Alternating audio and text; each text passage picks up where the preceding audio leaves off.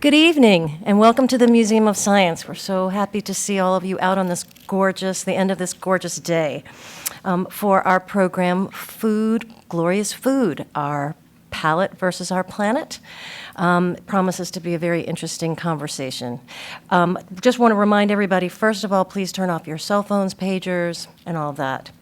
When it comes to the environment, we all want to do the right thing. We just don't want it to be painful. Joining us tonight are three incredibly talented people who have figured out how we can have our cake and save the planet too. Moderating our conversation is celebrity foodie Corby Kummer, senior editor at the Atlantic Monthly.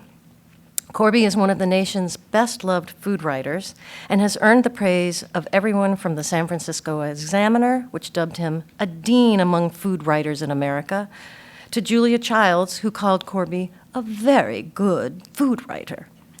His book, The Pleasures of Slow Food, celebrating authentic traditions, flavors, and recipes, earned widespread acclaim and was called a noble and handsome effort by Publishers Weekly, as you will see over on the table. Joining Corby is international food sustainability expert Helene York. As director of the Bon Appetit Management Company Foundation, Helene educates chefs and consumers about how their food choices affect the global environment. In April 2007, Helene launched the company's low-carbon diet program, the purpose of which is to raise awareness of the connection between the food system and climate change. The goal of the initiative is to reduce emissions associated with Bon Appetit's food service operations by 25% over 5 years. It's impressive. In 3 years, the program has achieved reductions by approximately 5 million pounds of carbon dioxide equivalent emissions each month. Also with us tonight is Joanne Chang, a mathematician turned chef who is famous for her buns. She triumphed over celebrity chef Bobby Flay on the Food Network's Throwdown with Bobby Flay with her now famous sticky buns made with incredibly yummy caramel goo. You can find this mouthwatering treat and more at Joanne's own Flour Bakery and Cafe in Boston's South End. But you'll have to get up early.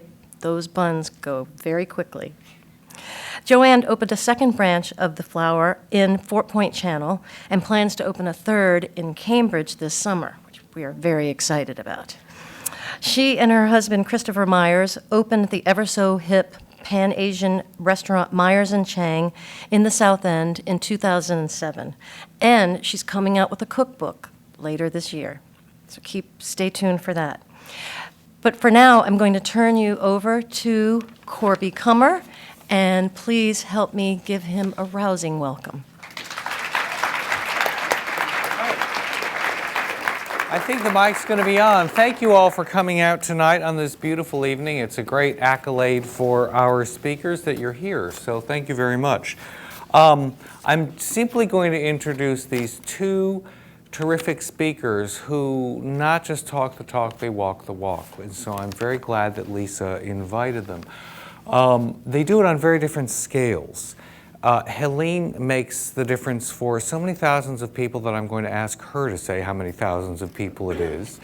I mean, she does have, I would say, not just national, but in her way, global impact. And those of you who I hope follow every day the Atlantic Food Channel on theatlantic.com, it's a section of a website devoted to food with a great, great emphasis on sustainability. And our star writer is Helene York, for which we are daily grateful, and especially twice a month when she kindly favors us with posts. So she can write about every aspect of sustainability and food because she's going to international conferences, and every day on the ground she's doing this. So we will be hearing from her about some of the practicalities. And Joanne Chang, I doubt there's one person in this room who has not been to Flour. And if you haven't been, you will go the minute this finishes. Helene started her day there. I often start my day there. My spouse had lunch there almost every day when his office was right next door. and now it isn't, sadly. Joanne is about to come out with a book that is published by a very fine and very beautiful publisher named Chronicle Books. I can compliment it because they did such a nice job with The Pleasures of Slow Food. But this will have lots of wonderful recipes in it. And the most important thing of all for some of us who are shameless is Joanne brought cookies. And they're right there, and so you have every incentive to listen to our fine discussion. And the way it's going to work is we will start with Helene, who will talk about what she does and actually show pictures. So will Joanne after her. Then we will have a discussion, and I'll have questions of my own, but you are encouraged freely to have questions of yours too. So be thinking while we listen to Helene and Joanne. And first I'd like to ask Helene to begin. Thank you, Corby. Thank you. Well, thank you very much for having me here. I've been looking forward to this for a long time. I'm not going to stand still because I am originally from New York and I can't stand without using my hands. And so I have to move my feet, I have to use my hands, and so I hope I'm not too distracting for you. I'm the appetizer tonight. I have to tell you that I give lots of talks about food system sustainability, what we think that will look like in the future, because we're not there now and we're not even close. But I can't do that in 20 minutes. So I'm going to give you an appetizer, then Joanne's going to give you dessert, and then our entree will be the discussion afterwards, and isn't that the order in which we really should be eating? So first, let's talk about a bit of we're in a science museum, a scientific approach to informing our most cherished habit. Food, glorious food. And if that doesn't look like your grandmother, looks like my grandmother, I think you get the point. Food is very culturally determined, and it is about abundance, it's about generosity, it's about smiles, it's about flavor, and we can't divorce those things from our choices, from the choices we seek out, from the choices that restaurateurs give us. Corby mentioned that we serve lots of people. Let me throw it in now before I forget. 120 million meals a year in 400 cafes in 31 states, most of which none of you are allowed to go to. So I'm not here to sell you a thing. We're a private contractor. We work with institutions like museums, but not in the Boston area, and with private colleges and with corporations, and we are their on-site restaurant company. So there are only a few that are open to the general public. Many of us, most of us, are striving to do the right environmental thing, and we feel proud, justifiably, of the small steps that we've taken. But that really isn't the same as sustainability.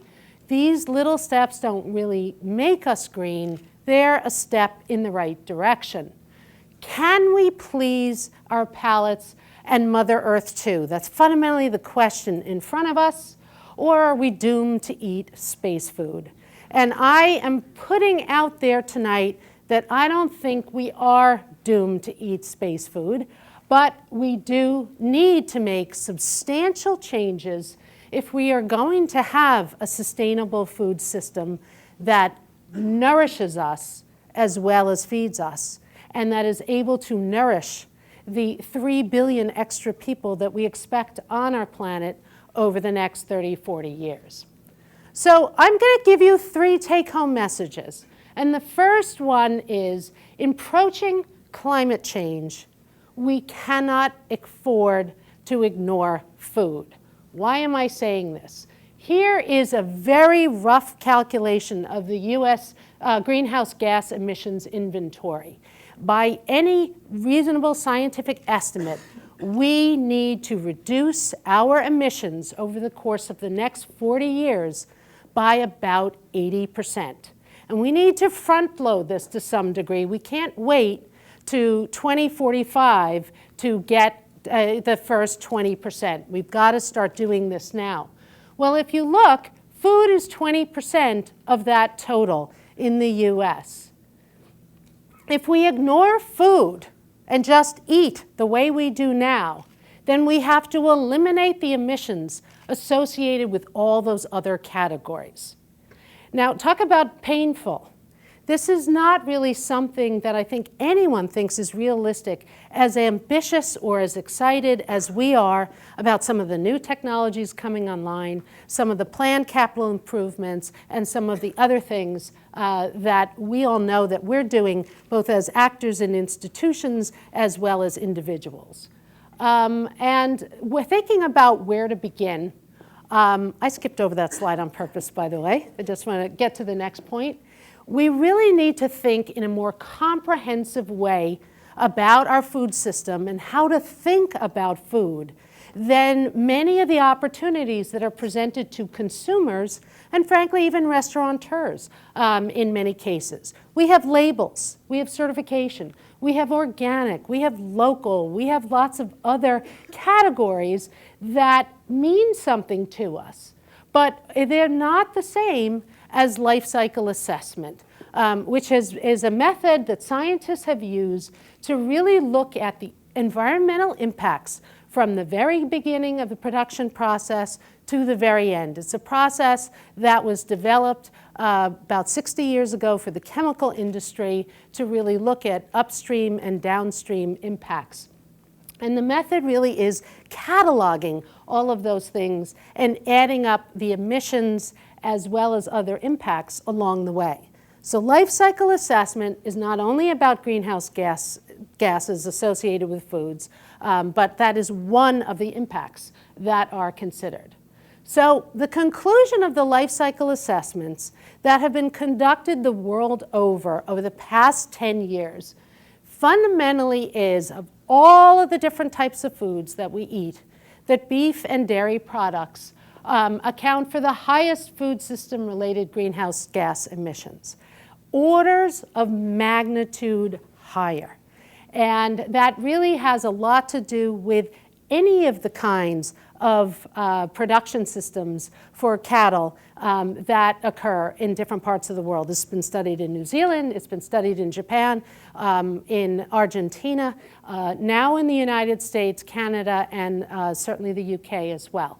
Nathan Peltier, a scientist at Dalhousie in Nova Scotia, somebody I've worked with very closely over the last couple of years, and probably the most prominent scientist in this field, made the claim last February that not only do we need to think about eating less, but even if we cut our intake by 50% over the next 40 years, we'll still be at the same unsustainable level that we are now.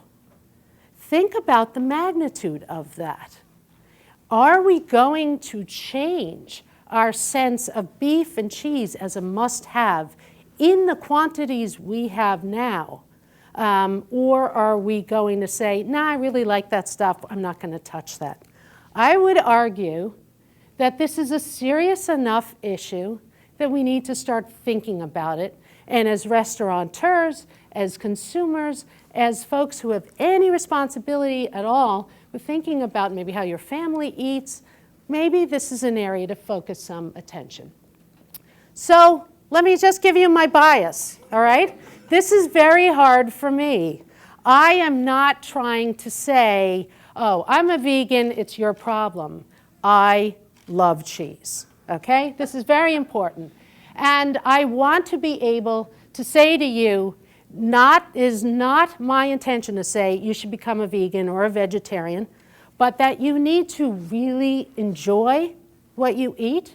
I am fundamentally a foodie, and whether it's beef or cheese or anything else, but we need to start thinking about how we have less of it and maybe make it the special treat that it used to be rather than the everyday must-have. But I talked about life cycle assessment. Let's do a visual life cycle assessment because there may be a few mathematicians other than Joanne here, but I think it's a little bit more fun for everybody. So the life cycle of French brie. Well, it starts with our friend the cow, who eats a lot of grain, which comes from the fields that have been fertilized with a fossil fuel-based fertilizer, There's a lot of on-farm machinery using diesel fuel that works the land, and the grains are brought to silos where it's fed to a cow that's on the farm belching methane gas. Now, is that the best picture of a cow belching you have ever seen? It's a very pixelated picture, but you get the point here. So the milk from the farm gets taken in a special truck to the factory where it's processed and eaten, no, not eaten, where it's packaged, and it is brought on a refrigerated truck to the airport where it is sent overseas, and in Logan it is then put on a special refrigerated truck, brought to a warehouse that should be a picture of a refrigerated warehouse. In the dead of Boston winter, it is taken by those trucks to the retail facilities where people like you and me eat cheese, and it's in refrigerated cases the entire time. Think about the refrigeration in the entire life cycle of cheese. And you're hosting a party, and you're thinking to yourself, you know, I bought a bunch of this, I have some crudité, I have some other wonderful snacks, but I really love these friends. I want to be generous to them. So I think I'm just going to go out and buy some more cheese. So you get in your car, you go to the supermarket, you come back, you put that cheese out, you have so much lovely food, and your friends are so interesting. They're full, they still talking to each other, they leave the cheese, you have just had a little, and then you think to yourself, you know, I can't throw that out, it's a wonderful brie, so you package it, you put it in the refrigerator. Over the course of 2 weeks, it makes its way to the back of the refrigerator shelf, and after 2 weeks, it becomes that science experiment, ew, it is too icky to put in the composter, so it goes to the garbage. That's the life cycle of cheese. How do we measure, though, in that stream, what are the important aspects of it? And if I hadn't used up most of my time, I would do this as a quiz, as I do with college classes, but I'm going to tell you. And number one is the methane from the digestion of that cow and the waste. We don't have the landfill here, but there is methane emissions as well at the landfill. Methane, you probably know, is 25 times more potent than carbon dioxide. The dead loss of energy associated with wasted cheese. When you think about all of that energy in that process, and then it is tossed and creating some methane as well. Air freight, 5 times worse than trucking from the same point A to point B, and 10 times worse than shipping.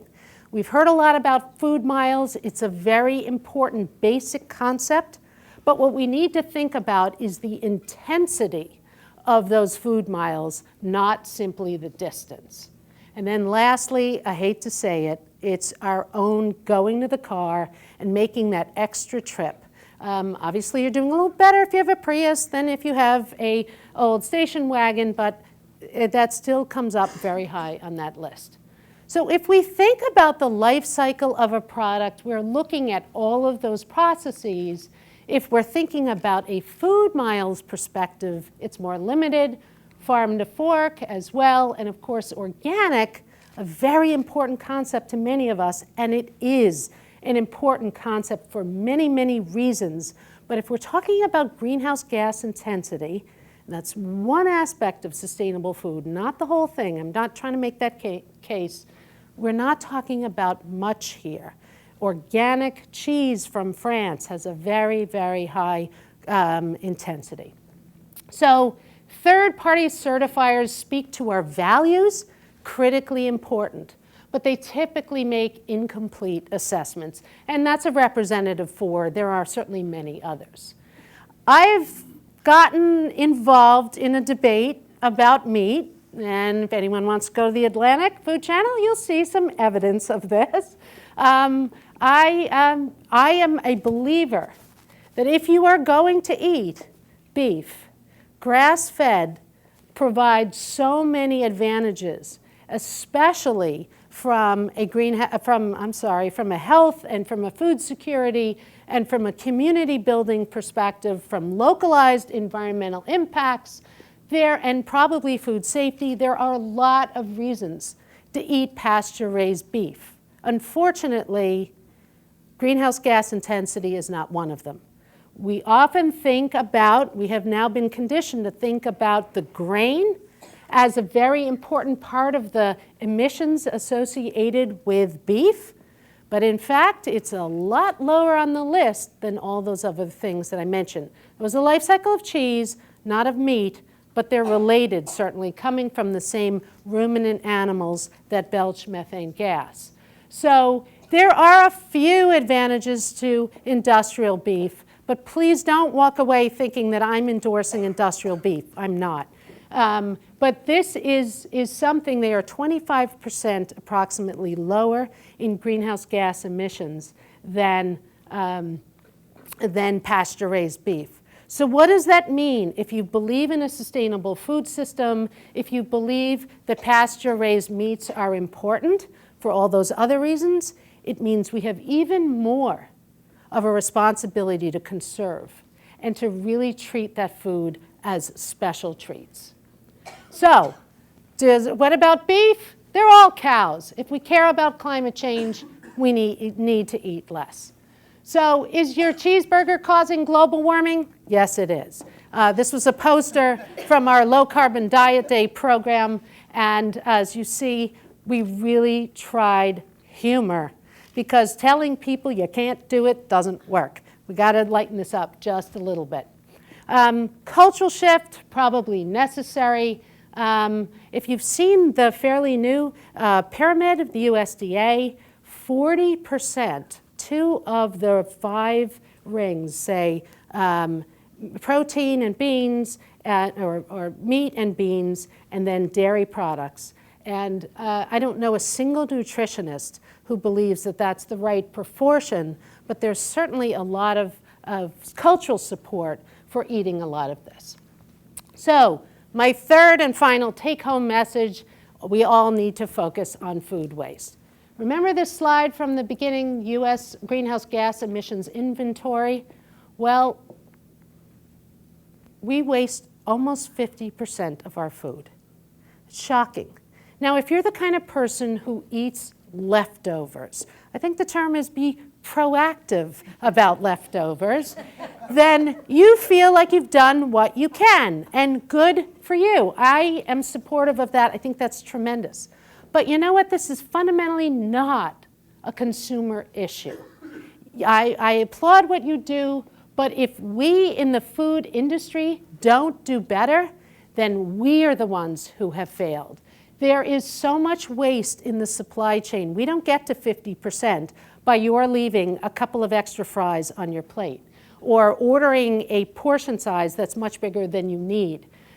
We start in the field, in transportation, at the processing, retail, and then landfill instead of being turned into a productive use.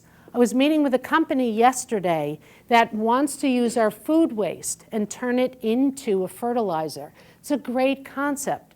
The problem is it doesn't work outside of the coasts on both parts of the United States. Why? Because on the coasts, we have tip fees so that the waste haulers are paying a lot of money to truck the waste long distances. Not only are they paying for the fuel, but they're also paying those fees. And so they have an economic incentive to minimize that waste and use it in a more productive way.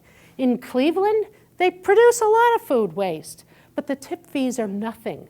And so there's no economic incentive, and we don't have the incentives in our system to make this work. So my real take-home message should be, become a concerned, active citizen, because these things really take public policy as well as restaurant action, as well as consumer action. We really are all in this together. So my 3 take-home messages in approaching climate change: we can't ignore food over time. We need to enjoy our beef and cheese and treat it as a treat, and then focus on eliminating food waste wherever we can, as well, of course, as really pushing our legislators to look at these issues seriously. So I'm going to leave and give it over to Joanne with a variation on the first question, which is, can we please our palates and Mother Earth too? Can we redesign what we eat? And I think that is sort of the critical question. We've got a great restaurateur who's going to talk about that. Thank you very much.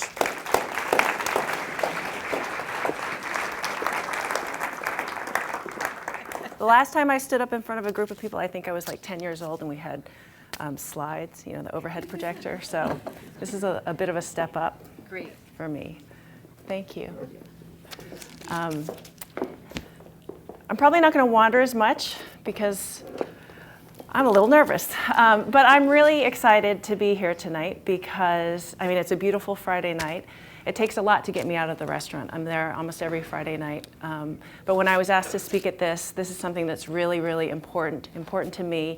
And I'm thrilled that so many of you have decided to spend tonight to learn about this. And I'm looking forward. I've already learned so much just in watching the life cycle of the brie thing.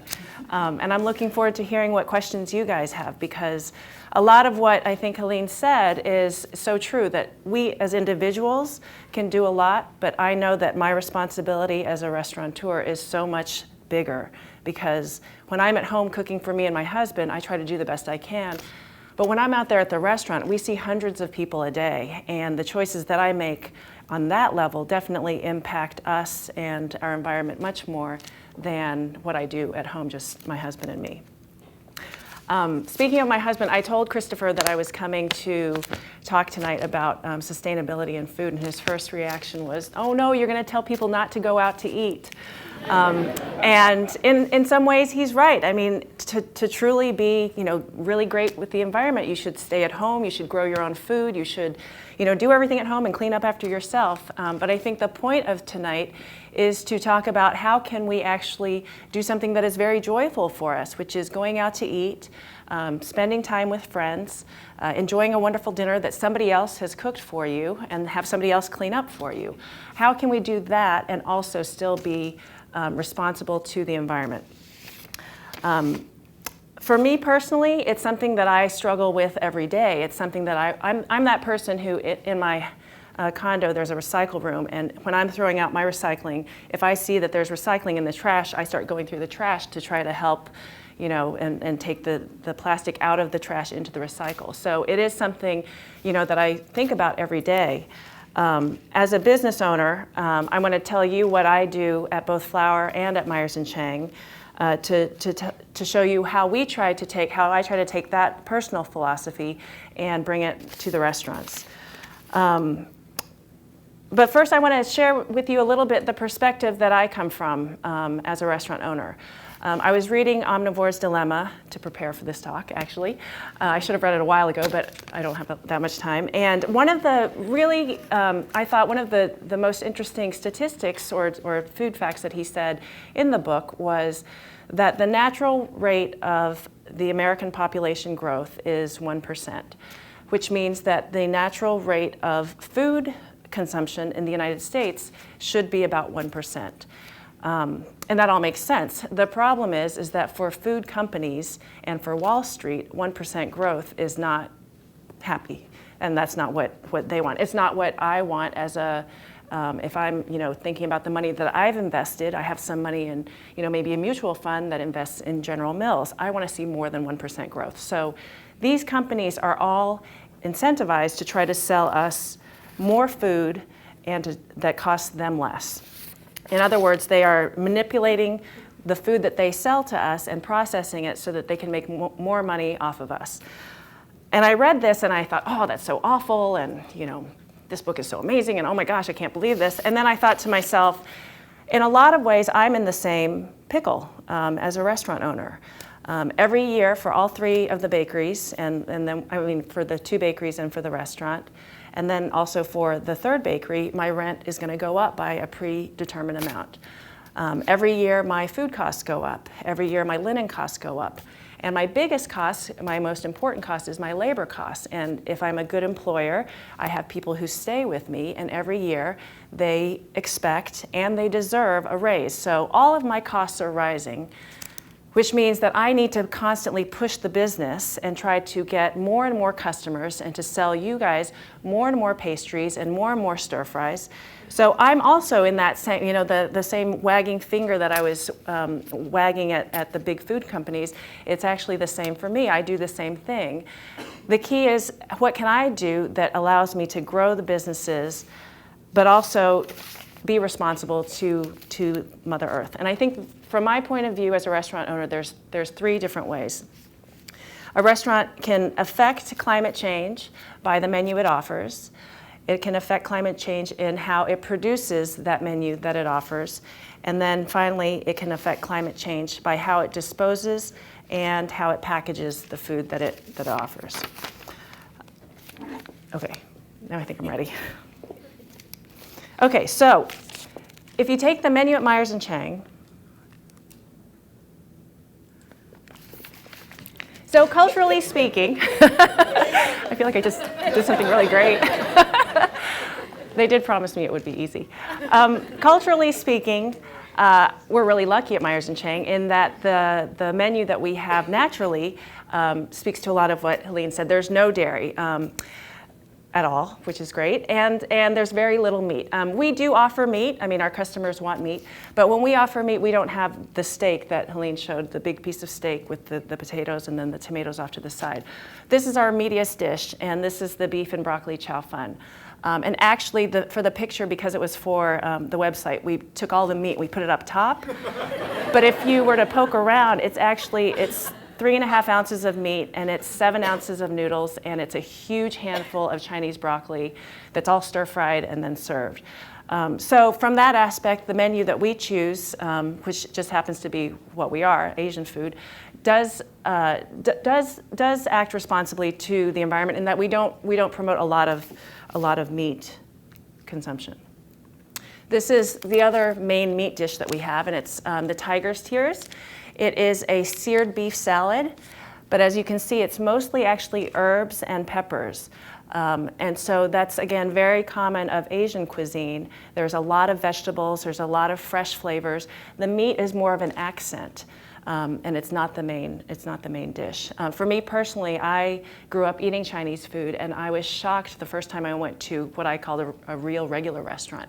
My parents took me to Sizzler Steakhouse, and I mean, that's exactly, it was that picture that Helene showed, and I thought, wow, what am I supposed to do with this? And we were talking before the talk that when, to this day, when I go out to eat at friends' houses, my husband teases me because we get into the car and we talk about, the friends that we just had dinner with and the dinner we just had, and invariably I'm surprised at how little vegetables and how much meat there is in the meal. So in terms of what we as a restaurant do, we try not to promote a lot of meat consumption just by following an Asian diet. At Flour, we mostly do soups and sandwiches, and obviously a lot of pastries. And here is a picture of our BLT, which is obviously meat. But as you can see, there's a lot of bread, there's greens, and so it's not like the main part of the meal. And then this is actually a picture of our menu board at Flour on Washington Street. And I counted and I realized that of the sandwiches that we have, we have a quarter of them are meat, red meat based, but then more than that, a third of them are actually vegetarian or even vegan. Within the menus that we offer at Flour, one of the things that we have been able to do is we've slowly started to add more and more vegetarian and vegan items to our menu. When I first started Flour about 10 years ago, I didn't know what vegan meant, and we slowly started to get customers who said, oh, do you make vegan pastries? Do you do this? Which for me at the time was so shocking because as a pastry chef, I mean, I live for butter, cheese, not cheese, but butter, cream, milk, eggs. I mean, it's what we do. So I have to admit, for the first couple of years, I thought this is like a passing thing that people are just kind of talking about vegan, but it's not really, uh-oh, something happened. Yes. That's okay. I think I pressed the wrong button. So 10 years ago, we didn't have, I didn't even think about vegan, but slowly customers came to us and said, do you do vegan? This is what vegan is. Will you start doing vegan, vegan, vegan, vegan? So we came up with our grilled tofu sandwich a couple years ago. And it's one of our most popular sandwiches now, which is really exciting for me. We also came up with some pastries. Well, this is just the sign, but we have a vegan low-fat chocolate cake. Another thing that we do now, which I think is pretty cool, but it does take us a long time, but we've gotten into it. We list on our website, these are the daily specials, and you'll see after each special, there's a little abbreviation. V is for vegan, VEG is for vegetarian, and F is for nut-free, and GF is for gluten-free. But so what we do is we put all of our daily specials online, and then we mark them whether they're vegan, vegetarian, nut-free, or gluten-free. And that's been something that people seem to really be excited about, and they respond to. This is an example of our dinner specials. We do weekly dinner specials at each location. And again, the response has been, can you please do vegetarian? Can you please do vegan? So we always try to offer a couple of vegan or vegetarian entrees. At Myers and Chang, which I opened up about 3 years ago, I learned my lesson, and we started off Myers and Chang with a vegetarian and a vegan menu, which is the one on the right-hand side. And it's actually been really easy for us at the restaurant because so much Asian food is naturally vegan and vegetarian. This is a picture of our crispy tofu steak with buckwheat noodles and cucumbers. This is a very popular dish for us. It's also vegan. And this is one of our most popular appetizers. It's a small little salad called the edamame and celery slaw. So what we've done with our menus is try to cater to more people who seem to be interested in trying to eat better and do things that are better for the environment. I don't have a picture of this, but as an aside, another thing that we do try to do is at Myers and Chang, we don't serve bottled water. I mean, the first time we brought bottled water in was this past week with the water crisis. And otherwise, we have jugs of water that we automatically just give to you. At Flower, we sell water because people seem to want it, but we have a huge water jug as well that we always point customers to because, I mean, while I make money off of selling water, the recycling part of me doesn't like the fact that we sell water. So I would much rather that you just go to the tap water jug and get water there. We also offer green coffee, which means if you bring in your coffee mug, it doesn't matter what size it is, but a travel mug, we'll fill it for the price of a small coffee, which is $1.25. So what we've been trying to do is to encourage people to take the small steps on their own to help us. So another way that we can try to be good to the environment, I've found as a restaurant person, is really making sure that we make everything that we serve and that we rely as little as possible on processed foods and on packaged sauces and on packaged salads and packaged salad dressings, because all of that stuff has been manipulated and processed, and it kind of goes through that whole life cycle thing where it's got to be shipped to here and then shipped to there and then brought over to me, and then I open up the package and then throw away the packaging. And so what we try really hard to do is make everything on our own. We purchase the raw ingredients, and then I hire skilled bakers and skilled cooks who then create a granola bar. We even go so far at Flower to make our own croissant, which is something that most people, and even most bakeries, tend to just buy because, frankly, it's a lot easier. But honestly, I mean, for me as a baker, I just prefer to make my own croissant, but it's also just better because we're taking the raw materials and creating something instead of getting something that's packaged and then brought into us. And we don't stop with just our food. We also make our own dog biscuits.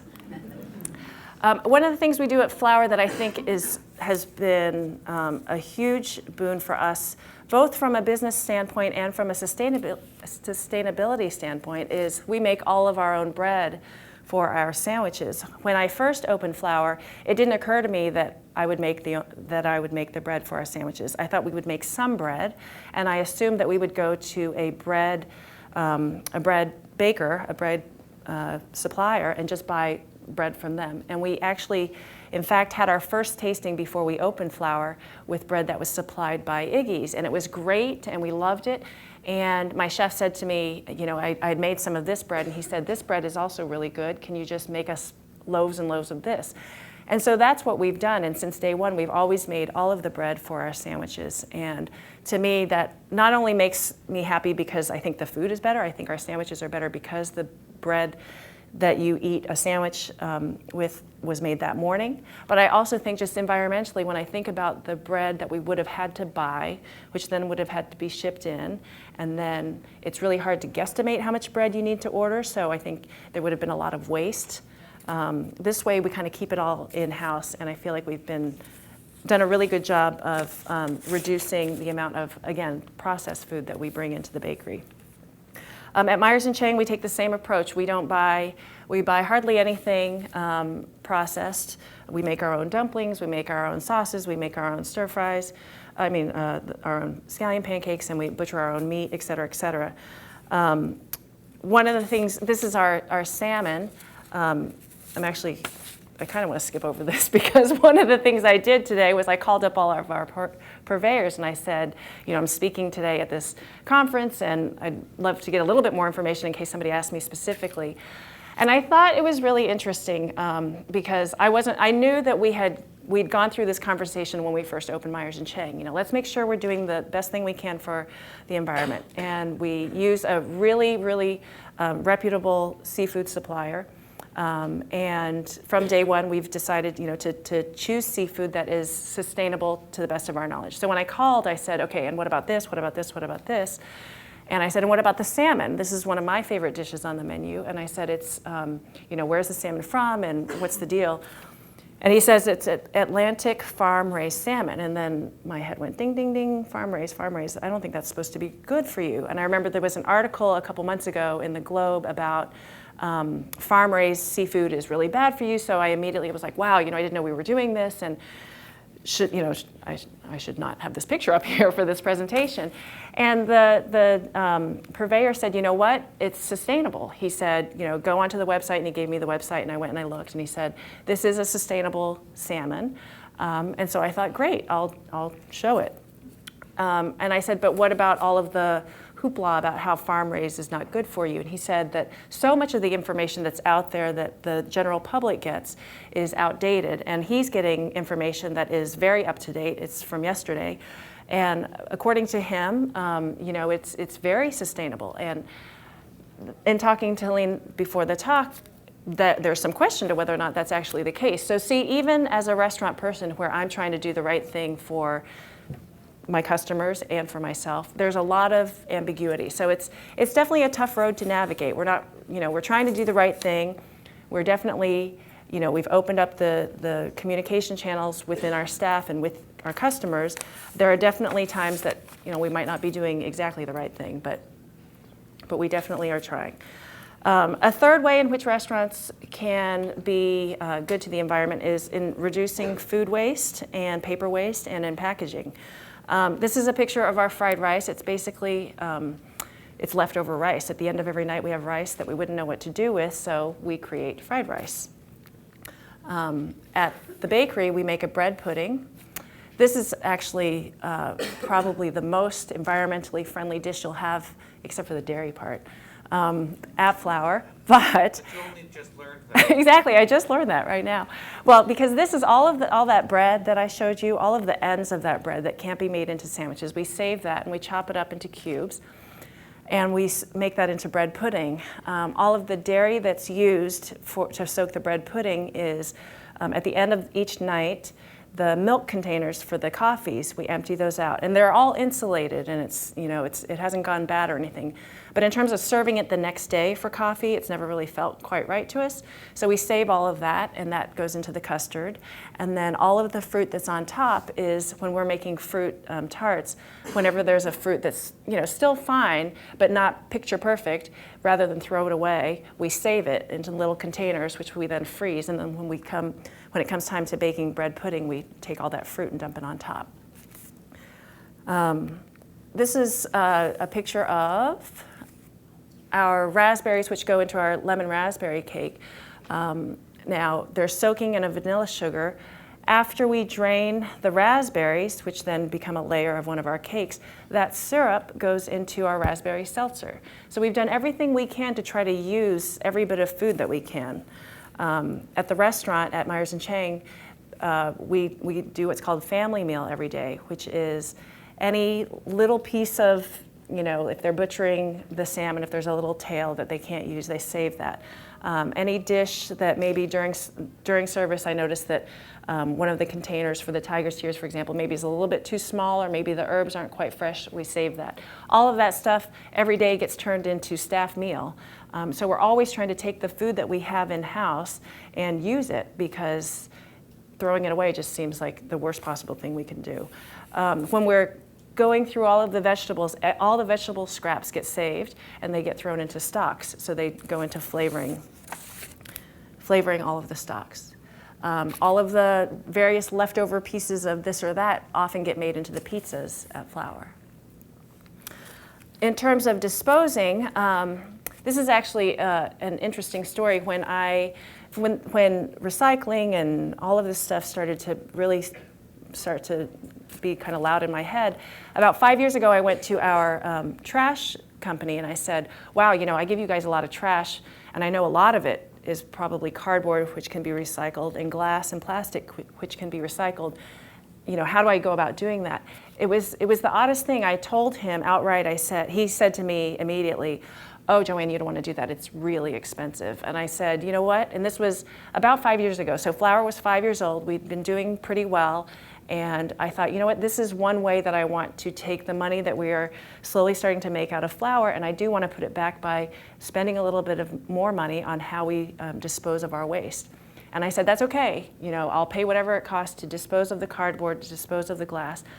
And he said, no, you really don't want to. And I honestly went to him probably once every 2 or 3 weeks for about 6 months, and each time he shot me down. And I thought, how weird is this? Here I am saying, I will pay you whatever you want if you will just let me separate this stuff and take it away, and he wouldn't do it.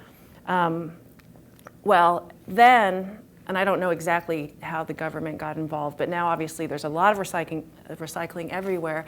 He called me up one day and he said, okay, now we can do it. And now it's required, and it's actually been great, because this is 1 day's worth of cardboard recycling at Flour. 1 day. And we go through this much, and we're a small little bakery. But now it all gets bundled up and recycled. Oh, and the one before, yeah. And now we compost everything. So anything that doesn't get used, any of the food products that can't go into stock or can't be made into staff meal, we dump them into big bins, and then they go into the back where we dump them into the compost bins. And they come 4 times a week and bring them to the composters. And then in terms of packaging, what we do at both of the restaurant, at Flour and at Myers & Chang, we've contacted all of our paper suppliers and asked them to give us the greenest possible product they have. And to varying degrees of success, we've been able to do that both at Flour and at Myers & Chang.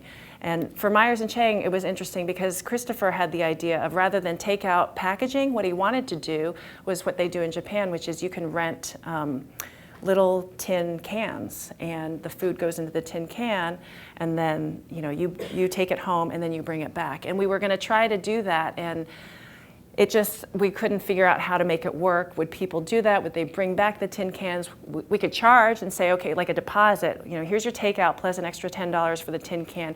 Bring back the tin can, we'll give you $10. And it was just one of those things where we weren't sure we would get enough of a support for that, so we never really went forward with it. What we did was we went through a company called BioPack, and they're giving us what's supposedly a biodegradable black container that is better than the takeout containers. But what was interesting was when we were trying to select, when we decided not to do the tin cans, we had the paper guy come to our house and show us all the options. And, we were looking at the plastic containers and paper containers and foam containers and everything.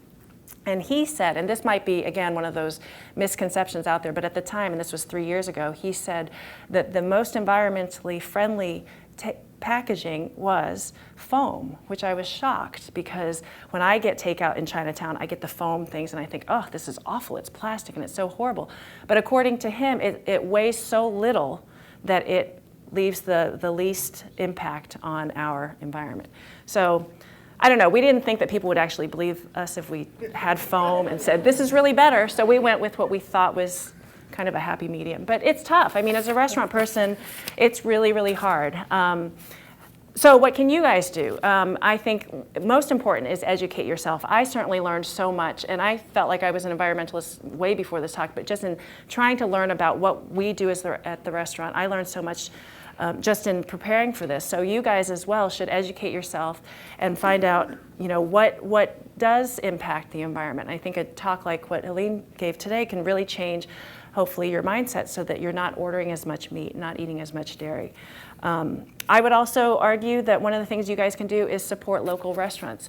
Go to restaurants where you know that there are people in the back making the food that then is being served to you, and that it's not a place where everything's being opened out of containers and dumped out of tin cans, because the more processing that goes into your food, not only is it not as good for you, I think, but it obviously has to go through that whole cycle of being processed, which is not good for the environment. And then the last thing I would encourage everybody to do is spread the word, because it's great if all of you guys think that this is all important and worth pursuing, but unless everybody thinks it, it really isn't something that we as a restaurant owner, we can't really make much of an impact. I talk about how we have a vegan menu and I'm so excited.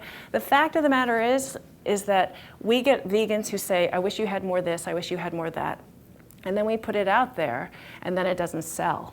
So we do the vegan things. We have a vegan chocolate cake, we have a vegan muffin, we have a vegan power bar.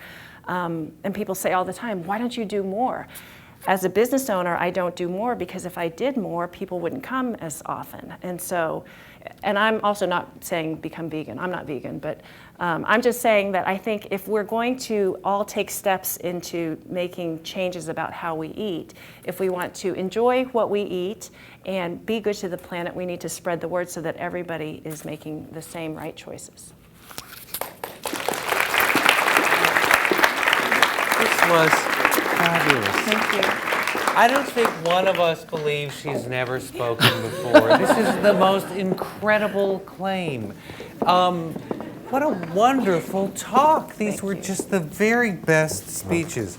Thank you both. And actually, I want to sit, if you don't mind. You will be in the middle so I can look at both of you at all times. Gaze on your beautiful countenances. So, you both dealt with something I wanted to ask you and anticipated this, but I'm going to bring it up again. And I'll start with Helene. When you showed that great life cycle analysis, and you probably all know this LCA life cycle analysis, which is what we're supposed to think of when we're thinking of greenhouse gas. We're supposed to think of the entire thing. And I read a book yesterday that I debated the author because I was supposed to be on the other side, but I wasn't completely on the other side. It's called Food Politics by a Wellesley teacher named Parlberg. And he gives a very good description of what life cycle assessment is. But it's not as pretty as mine. Nothing is as pretty as yours, or Joanne's incredibly mouth-watering photographs. Pretty and funny. Don't forget funny. Funny too.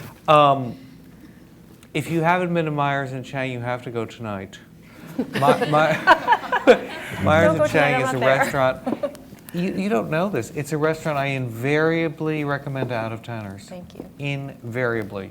Because it has home-style Chinese food that's truly homemade. So, life cycle assessment, you did talk about what people can do individually, but try to think of people's homes and life cycle assessment. And can we hear something about the low-carbon diet? Because you've been so instrumental in activating that at Bon Appetit. How does it apply to restaurants, and does their scale matter in whether they're able to adopt it? Have you scaled it to very different sorts of restaurants? And what about people here? Can they take some of the tips? A lot of questions. Let me try to get some of them. As I said before, we serve 120 million meals a year at 400 cafes. And our low-carbon diet program, which was announced in April 2007, and was the next night was the send-up of, we were on CNN, and then we were part of the send-up of Jay Leno joke about emissions. You can make the connection. A roll of honor. Yes, yes, a bean and cheese burrito and the emissions. So this is very low in the life cycle, but our program was for all of our restaurants, and it fundamentally was about teaching chefs sort of big principles. We don't expect any of our chefs to know more than the general outline of what I presented, but I like to present it visually because I think it's more meaningful than if I gave you an Excel spreadsheet with all the numbers and all the assumptions. It's just sort of thinking about if food comes from a production system that involves a lot of fossil fuel use, and it comes from far away, and it's a highly perishable good, such as berries in winter, asparagus in winter, cheese. These are things that command a price premium. Seafood, if it's fresh, it's going to get on an airplane if it's not regional to us. I didn't talk that much about regional food and local food, but we're huge believers of that in a snapshot way, not necessarily the answer to all of our issues now, but it's about building that capacity of our regions to feed ourselves in efficient ways, not only in the growing of food, but in growing delicious food, more vegetables as the center of the plate, and then more efficient delivery, and then using whatever is left over. I don't believe in the concept of zero waste. I love the idea. I don't think it's actually possible. But if we can use that waste productively within the region, we have minimized emissions at all parts of the life cycle. So we trained our chefs about these basic principles, and then we gave them guidelines as to how they were to reduce in all these different categories over 5 years. And we set a goal the first year, reduce your beef purchases by 10%. And the second year, cumulatively, by 25%. And were there people they were serving supposed to notice, or were they supposed to like be pulling the wool over their eyes, or what? It was mostly not notice, because there are some people who just go up to the grill every day and say, I'll have a cheeseburger. And it's not our job to fight them. It's our job to give them alternatives that taste great. Mm-hmm. And so we had a lot of chefs who came up with their own special turkey burgers, because turkeys are not ruminant animals, much lower in the trophic species spectrum. And the chefs stood at the grills. Now, mostly you have cooks at the grills, but we had the executive chefs, culinary school trained chefs, saying to customers, taste my turkey burger, it's delicious. And by the way, I've made 2 different sauces for you to put on it. So it wasn't a takeaway, it was an add-on. It was something else that was special. And we fundamentally achieved our reductions. By the way, in 2 years, our goal was 25%. We hit 33%. Of what, reduced beef? Beef, reduced beef, 33%. We're talking the millions of pounds here. But we still had 67% of the beef. So people who really want it got it. But many other people were introduced to something else that tasted delicious, that they perceived, and I think was true, healthy option. And they also felt that they were being treated to something else. At that time, we also switched to natural beef. So our beef, solid muscle meat, no antibiotics, no hormones, only vegetarian feed. They don't shrink on the grill the way the typical standard industrial beef does. I'm And so it's less weight, and so we end up buying less. Let me stop you and ask your definition of natural. You just gave us some Yes. definitions. I just didn't think that that word still had an actual definition. It does have a definition for beef. It's a very specific definition. And it's no antibiotics, no hormones, vegetarian feed. It's not the most robust definition for sustainability, but our standards are minimum national standards. Our chefs they cannot buy beef patties or ground beef to make their own if it doesn't meet that standard. They can go beyond that, but they're not allowed to go below that. By the way, did you formulate that definition of natural? Did you take it from any kind of government or any kind of official definition, or did you say, we only want natural beef and this is how we define it? A little bit of both. A little bit of both. I believe it has been codified now by the USDA, but it's our definition to have solid muscle meat because we think that's much healthier from a food safety standpoint, that there is much radically reduced possibilities of E. coli Of E. contamination. coli, exactly, because there's no skin. Right. Something that I wanted to ask is, in life cycle assessment and so much of what you're doing, you were saying it's local, local, local. That's what chefs want, that's what students want. But you showed us those very realistic slides about local is not always the lowest on life cycle assessment, but it's often the highest on trying to foster a sense of community. And that is certainly, I'm a restaurant critic at Boston Magazine, and I view my mission and my job there as promoting locally owned restaurants. Despite the fearsome and very controversial reputation I have among many of Joanne and Christopher's friends, I'm only there to promote local restaurants. I won't review chain restaurants for them. I just won't go. But it's still a trade-off, isn't it? Right. And do you actually measure those trade-offs in some kind of scientific way? Or are you looking at statistics of the trade-offs you're making in more emissions, less efficiency in life cycle assessment, but presumably increased quality? There are a lot of factors. Our low-carbon diet program really only affects a few categories. It doesn't affect, for instance, hothouse-grown tomatoes. If you're in Boston and you get hothouse-grown tomatoes from Maine in the winter, that actually carries a much higher carbon intensity than getting tomatoes trucked all the way from Florida. But don't tell us they're local, and Elliot Coleman is doing them. But here's the thing. Eventually, they'll do it right. And so our low-carbon diet program doesn't touch upon that, but we let the chefs know, and then we say, you are responsible for putting great flavor on the plate, so you choose in that category. But it is not a seasonal item, and seasonality is more important to us than whether something is local. Because seasonality functionally means that it is grown in the ground if you're talking about produce or on a tree, and it's available right then, so that is less intensive. So we focus on seasonality, but it's very hard to eliminate tomatoes in winter. So we really do encourage batch cooking, make from scratch.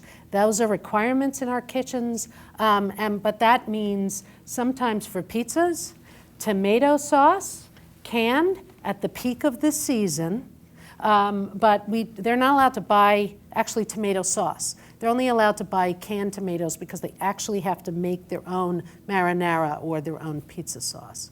So there are trade-offs, no question, but I would say to you that fundamentally, there isn't a difference, a big difference, when you're talking about environmental impact. There is a big difference in quality, in flavor, and in community support.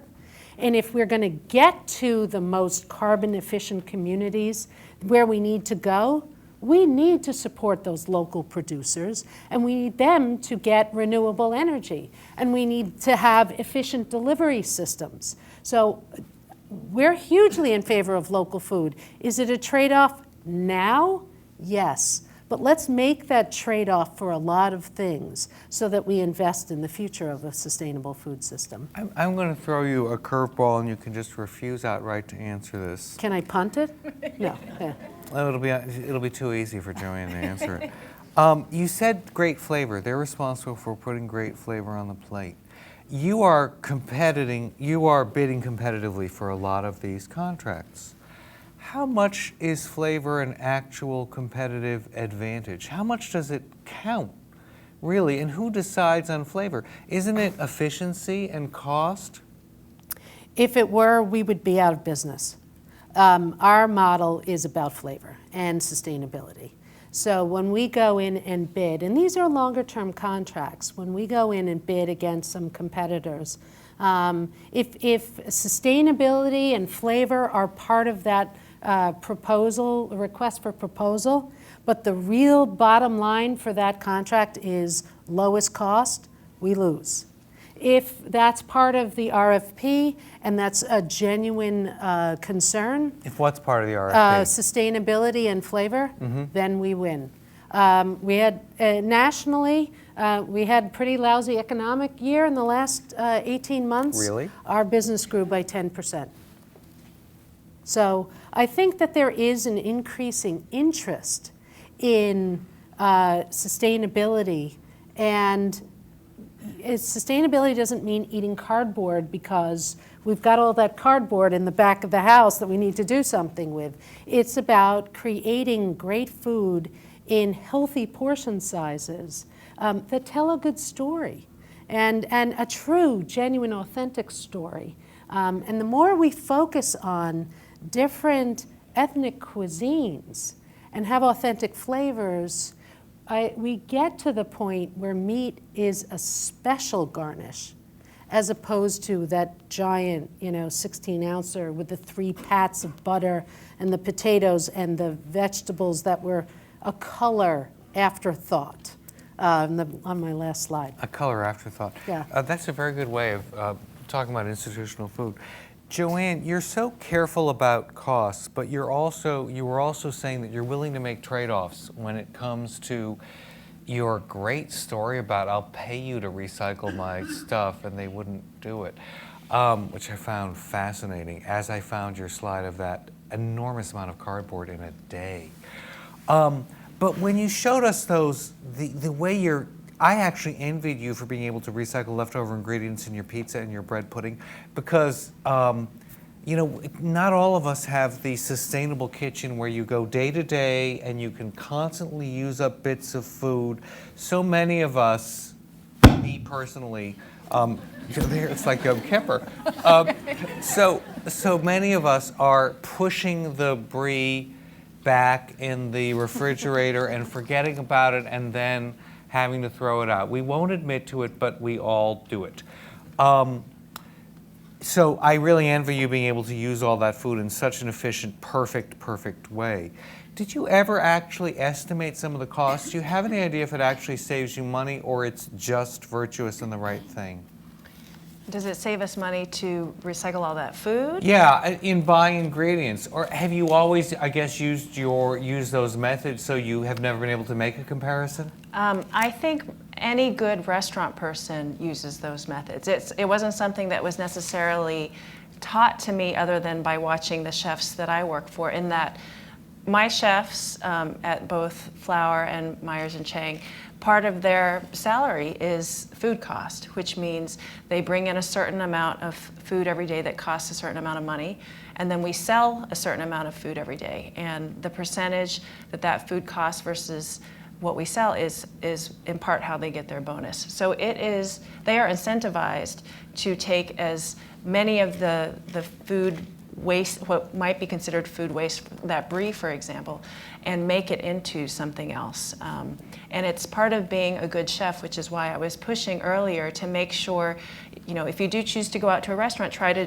go to a restaurant where there are chefs who really care about doing, not just even doing the right thing, but about being what's considered a good chef, which is using all of your product.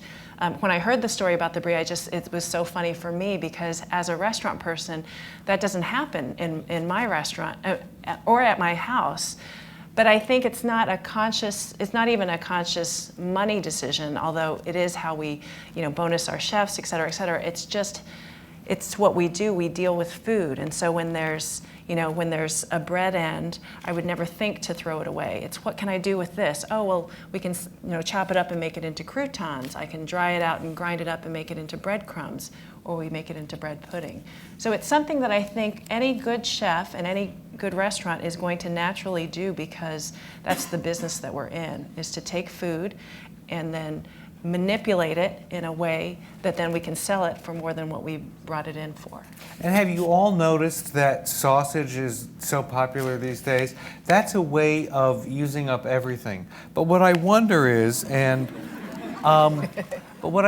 what's so much the fashion now is to try to buy whole animals and use every part of that animal and use up the bits. I'm not sure that's any more cost efficient than the old way of just buying the cuts of meat. I just think it's a challenge chefs pose for themselves. And you really can't be a chef in this town and be proud of yourself unless you know how to use a whole animal. Nobody I interview feels like they're, it's like butch now. Chefs just aren't chefs unless they can really butcher a whole animal and have tattoos, of Or course. fish. Yeah. Or fish, Right. or fish, and use all of that. It's harder to use up all the bits of fish, isn't Stock. it? Stock. Stock. Yeah. I was thinking quenelle. Yeah. Do we have questions from the audience? And I have to say, you've got to talk into the mic because it's being recorded, so don't all shout at once, even though I'd be happy if you did. Hi, I was just wondering, in terms of the entire country, not just the East Coast, the West Coast, we're here in Boston and there's a lot of restaurants and a lot of opportunities. How do you begin to really change the palate of America? Really, Helene? and get them to care about issues like food and global warming when it doesn't, like just the fact of global warming by itself, people don't really seem to take an interest in anyway. Well, I'm encouraged by the fact that we have restaurants in 31 states, and a lot of them are the mid-states. And we've had very little pushback on this program. You saw that poster with humor, is my cheeseburger causing global warming? We have a lot of college students, but I'll tell you, when we first ran our low-carbon diet day on Earth Day in 2008, we had the students at one all-male school in Indiana boycott the dining hall for lunch that day, and they had a barbecue with burgers out in the front. It was a wonderful opportunity, a learning opportunity, an educational opportunity for that school, because our client, who was an administrator and the president of the college, was deeply embarrassed by this. And some of the students actually felt guilty because they really liked the servers. I mean, the servers are generous to them. They see them every day. They know them by name. They give them a little more if the students want a little bit more. And so it created an opportunity to talk about these issues. And the next two have been very, very successful there. I think it's incremental. I think we can't expect that this is going to happen overnight. But I think it's really important to work with levers, chefs. I mean, we give monthly webcasts to our chefs, 500 of them, and we talk about some of these nuances. And they feel that pride in being able to butcher the whole animal and cut up the fish and make the stock from, we don't even allow them buy pre-made stocks or bases. They have to make their own. And we monitor that. We do. You That find might be a few. the most staggering fact I've heard all night.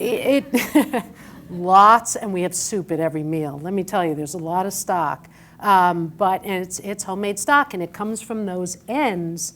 If you're working with fresh produce, I mean, most produce and most salad bars come from pre-packaged plastic containers with chopped up lettuce that's been shipped all the way from California or Mexico at different times of the year.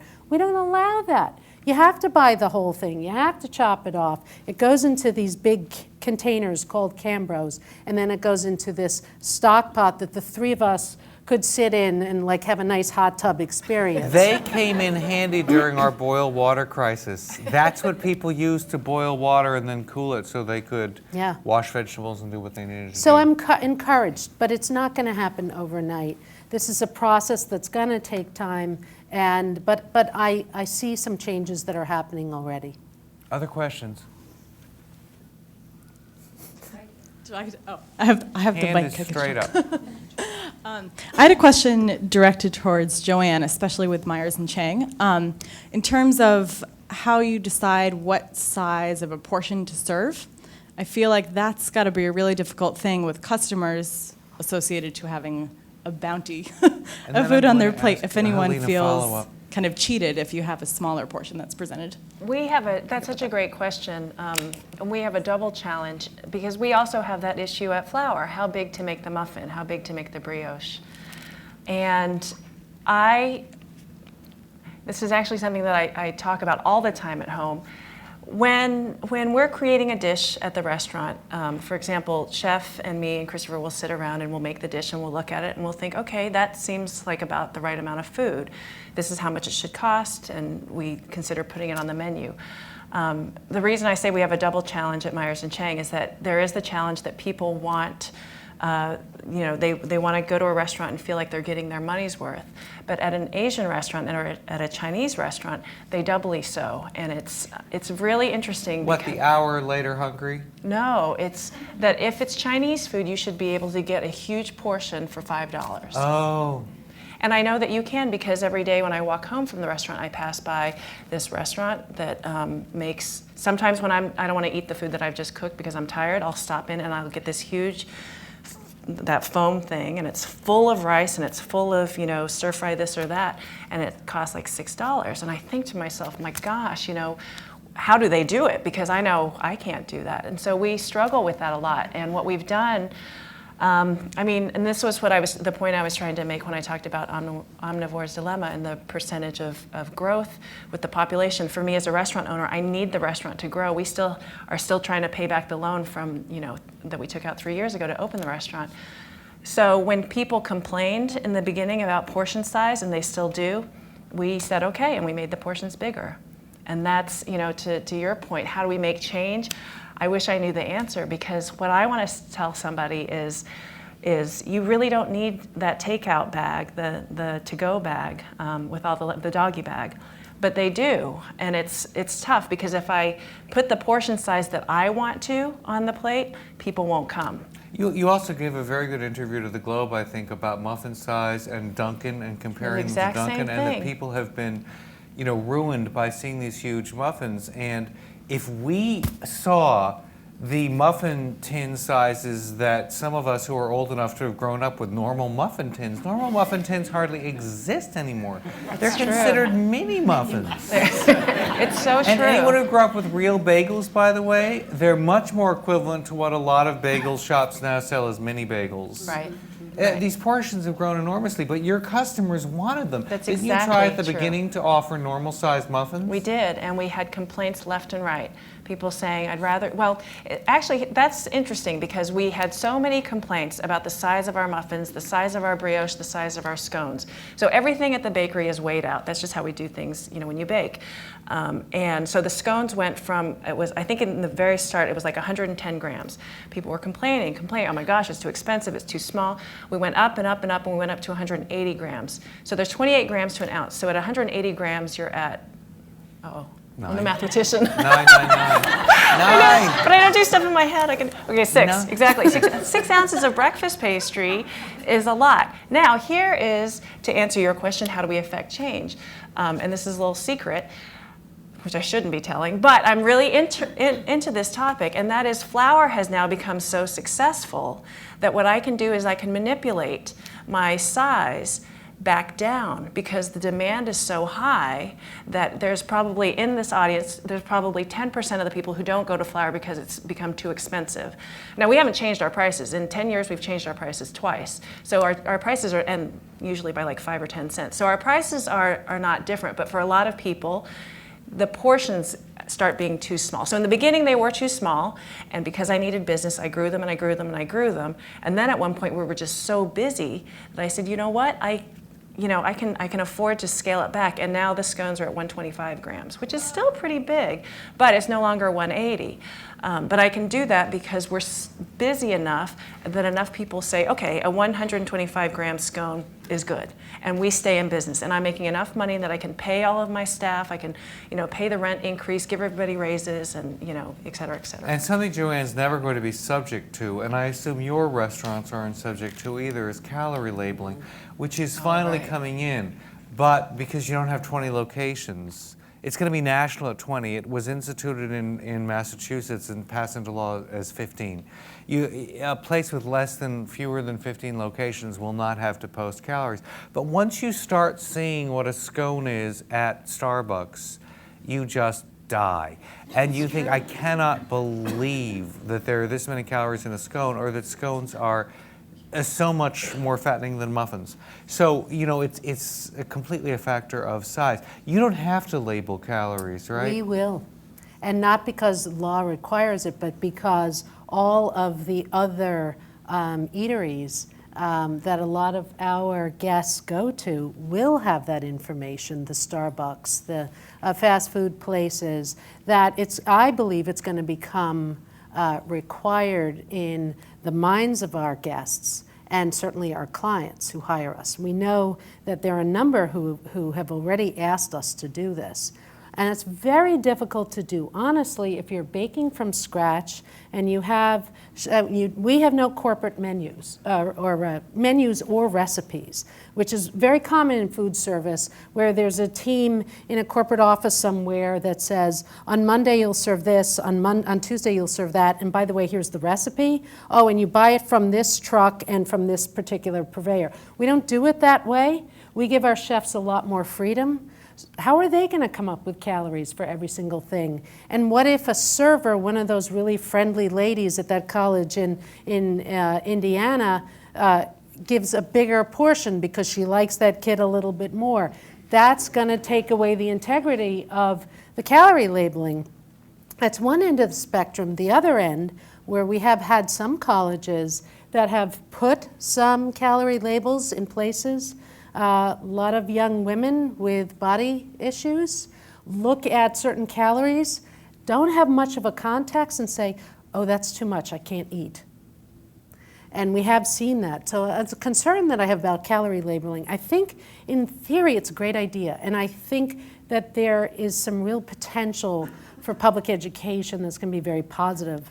But I'm glad we're in a position where we'll be able to work with our guests and our clients to think about how to do that responsibly. And I think we're going to have to do it as this apple is 60 calories, and maybe the recommended daily allowance of calories is 2,000. Yeah, something like that. And I also think that you at colleges have a pretty unique position, which is you were talking about the protest grill of burgers. Right. But generally, it is very hard to argue against sustainability on a college campus. I wish that were true. That isn't really true. That is true, certainly in the Northeast. You're shattering my Very progressive. illusions I'm about sorry. college kids. I'm sorry. Really? So Really. it's not always a winning argument. We have, and I had this discussion this morning with a former intern of mine who's now very much involved in the field. We have 4 colleges out of about 60 that are gung-ho about sustainability and are pushing us in directions that are mostly consistent, but certainly very well intentioned. And then we have all the rest of them where the understanding is not as deep, or the issue salience is not as important as some other things. Well, I want you to phrase everything for me. For that one, the understanding's not quite as deep. Yeah, I'm trying to be kind. That's so good. Right. I tragically am going to have to end, but I'm going to invite you all to have these cookies, and I will say that I think these cookies, am I imagining it because of what you just said? I think they're smaller than when These you are mini opened. cookies. And it's because when you go into bakeries that have cookies, frankly, let's all admit it, they're 3 or 4 times the size that a cookie should be, or that a lot of us grew up with from bakeries. So now these are like approaching normal size. So you should all enjoy them without really any guilt, but with a lot of thanks to Joanne for her generosity and to Helene. Thank you all for coming.